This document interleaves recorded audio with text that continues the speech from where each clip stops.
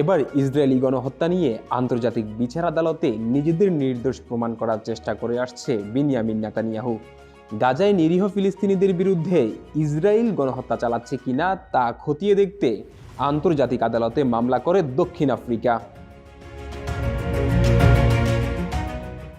দক্ষিণ আফ্রিকার অভিযোগ, গত 7 অক্টোবর হামাস হামলার পর থেকে ফিলিস্তিনিদের বিরুদ্ধে গণহত্যা চালাচ্ছে ইসরায়েল।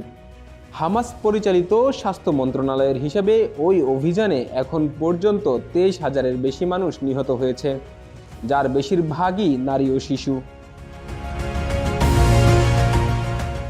আদালতে দক্ষিণ আফ্রিকার দাবি, ইসরায়েল যে পরিমাণ ধ্বংসযজ্ঞ করেছে তার সঙ্গে গণহত্যার মিল আছে, কারণ তারা ফিলিস্তিনিদের জাতীয়, জাতিগত এবং নৃগোষ্ঠীর উল্লেখযোগ্য অংশকে হত্যা করতে চেয়েছে। এতে ইসরায়েল অনেকটা ক্ষুব্ধ হয়ে দক্ষিণ আফ্রিকার অভিযোগ প্রত্যাখ্যান করেছে।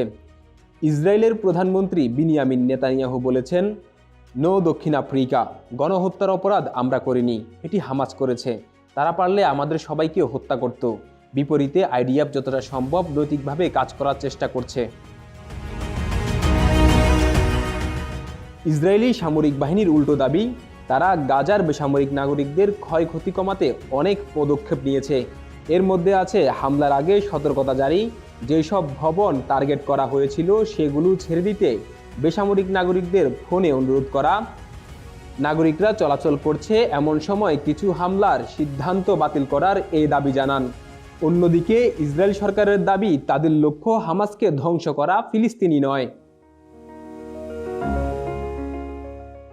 যুক্তরাজ্যের প্রধানমন্ত্রী ঋষি সুনাকের একজন মুখপাত্র বলেছেন, সুনাক বিশ্বাস করেন যে দক্ষিণ আফ্রিকার মামলাটি পুরোপুরি অন্যায্য ও ভিত্তিহীন। এই ধরনের আইনি পদক্ষেপ শাস্তি নিশ্চিত করতে ভূমিকা রাখবে না এবং যুক্তরাজ্যের সরকার আন্তর্জাতিক আইনের কাঠামোর মধ্যে ইসরায়েলিদের নিজেদের রক্ষার অধিকারের সাথেই রয়েছে। আরিফিন ফরহাদ, নবীন নিউজ, ঢাকা।